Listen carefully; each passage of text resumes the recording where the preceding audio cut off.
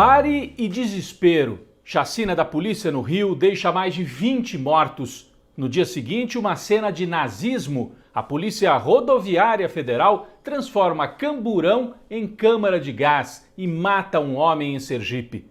As forças de segurança estão fora de controle e o povo reage. Descontrolado também está o presidente Bolsonaro, por causa das pesquisas que mostram a possibilidade de Lula vencer já no primeiro turno. Eu sou o Rodrigo Viana e o Tempero da Notícia está começando agora.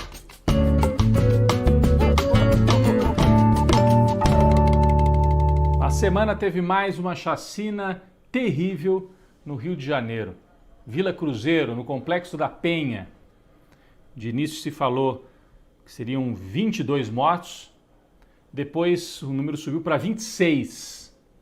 Uma operação policial e a PM teve a cara de pau, a PM do Rio de Janeiro, de dizer que se tratava de uma operação de inteligência. Que um grupo policial que estava ali fazendo investigações, a paisana, acabou sendo descoberto por traficantes e aí a polícia foi obrigada a agir. E várias viaturas, carros de polícia foram até o local.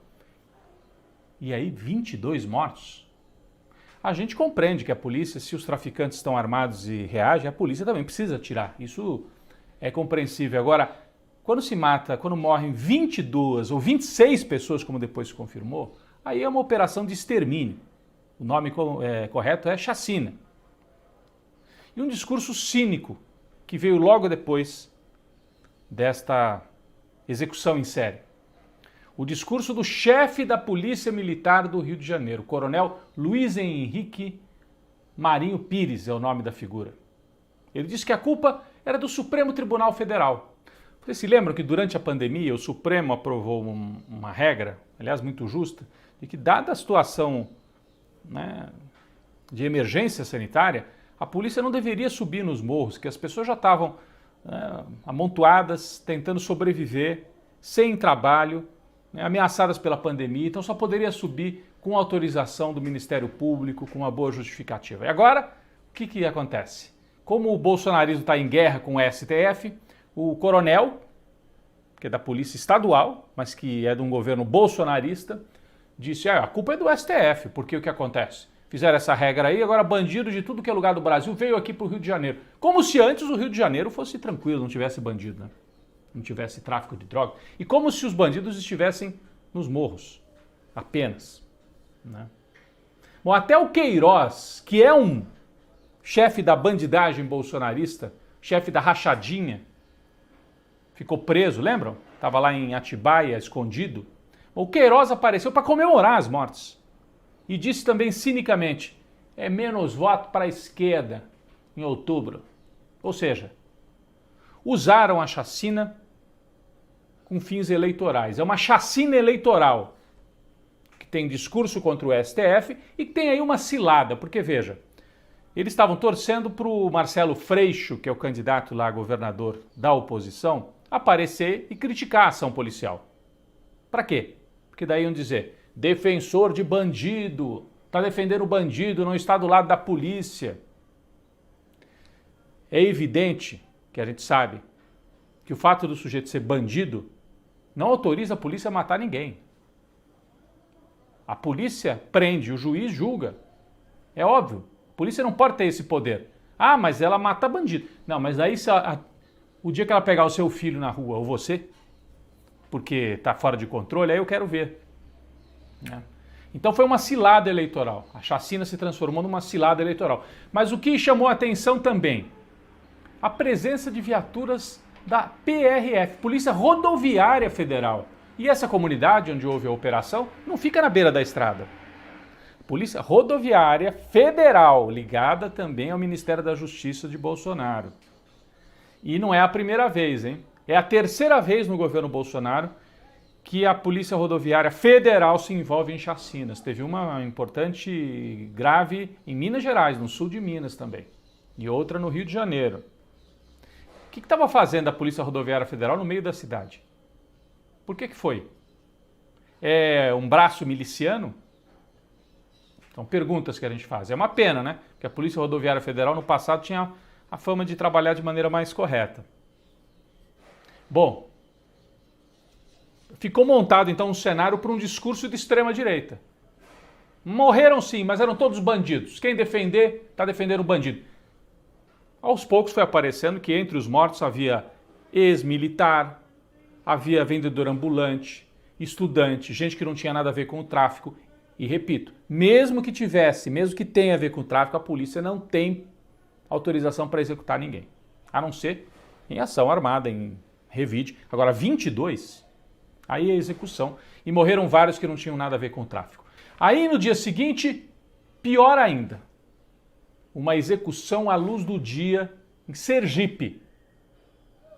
A Polícia Rodoviária Federal deteve um rapaz, um homem de 38 anos, que estava andando de moto sem capacete.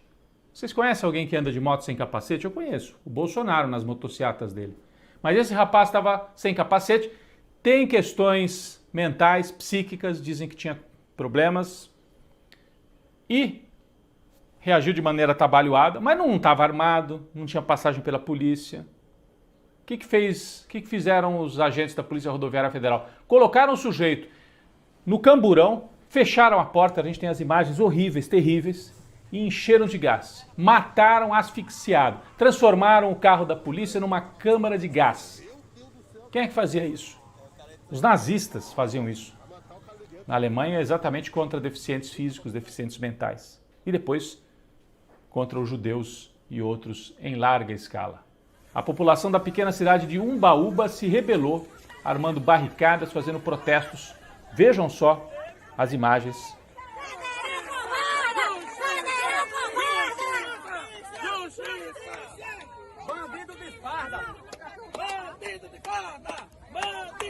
Não, vocês viram aí, a morte do Genivaldo de Jesus Santos virou um símbolo da truculência policial e agora em Sergipe os bolsonaristas perderam o discurso de é que era bandido. Não, era um cidadão que estava passando sem capacete.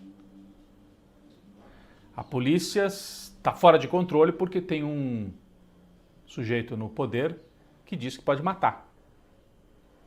E o resultado está aí. Violência absurda.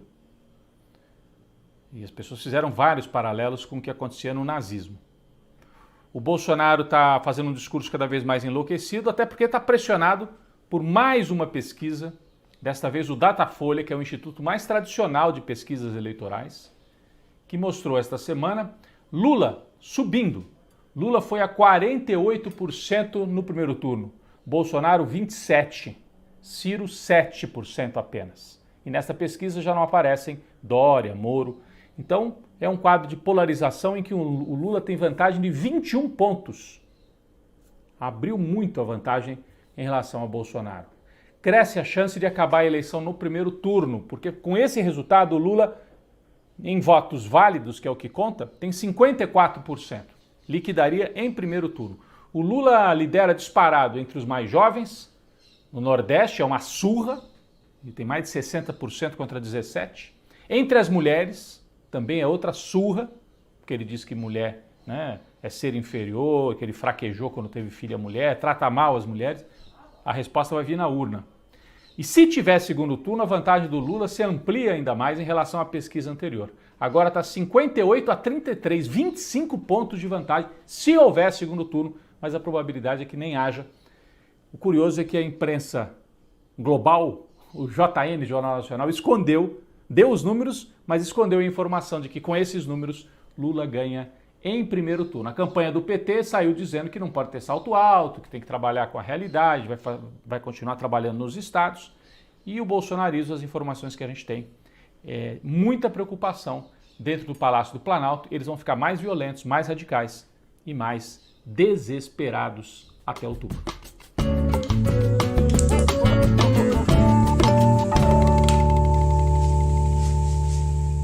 Quem vai para a panela de pressão esta semana não é simplesmente uma pessoa, mas é uma tática.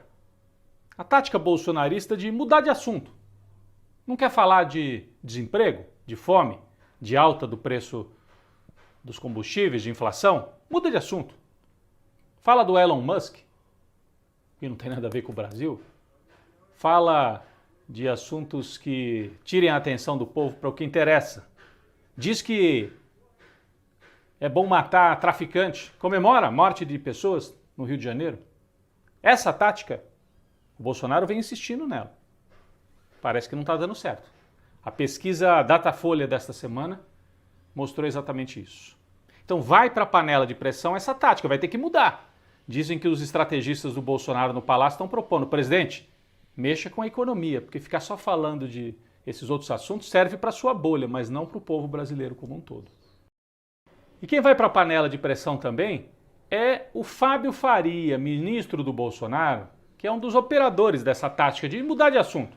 Fábio Faria foi aquele que falou em inglês com Elon Musk, fez ali aquela recepção, parecia um capacho do empresário.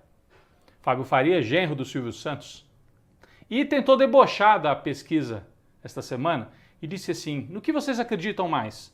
No Papai Noel, no personagem tal ou na pesquisa da Datafolha? É claro, ele queria que as pessoas votassem que era um Papai Noel, né?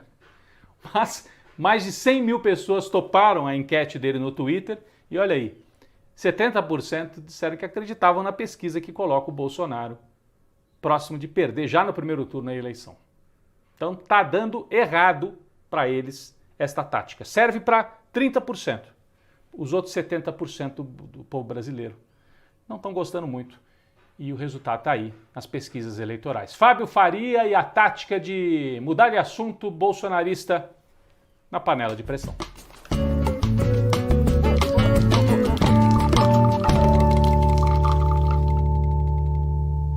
Nosso cafezinho desta semana especialíssimo para a doutora Nise da Silveira, psiquiatra brasileira, que teve um trabalho, um papel inovador no tratamento psiquiátrico.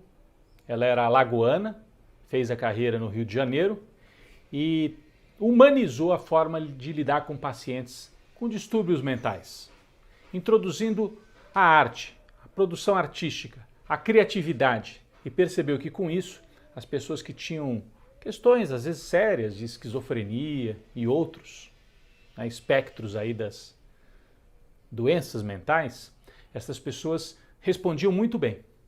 Então ela era contra aqueles tratamentos violentos, eletrochoque, né, camisa de força, e foi desenvolvendo essa técnica de usar a arte e de humanizar o tratamento psiquiátrico. Nos anos 1950, que foram anos especiais para o Brasil, né, com a bossa nova, com o futebol brasileiro ganhando o primeiro título, a música, a arquitetura, a cultura brasileira como um todo. Nos anos 1950, Nise da Silveira foi recebida e encontrou com Jung, que é um dos pais da psicanálise.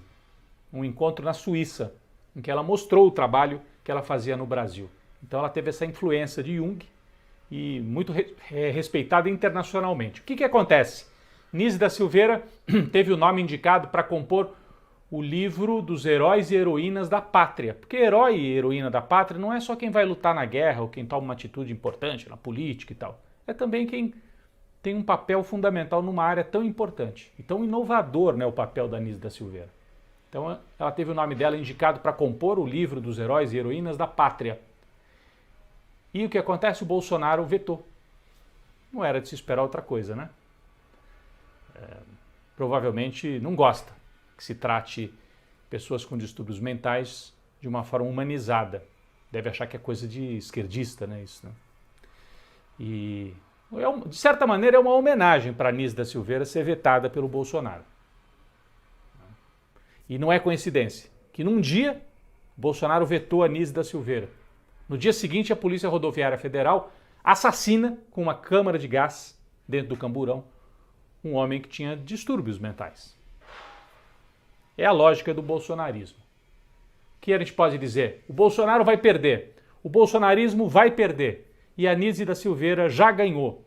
E em breve o nome dela vai lá para o livro dos heróis e heroínas da pátria como ela merece.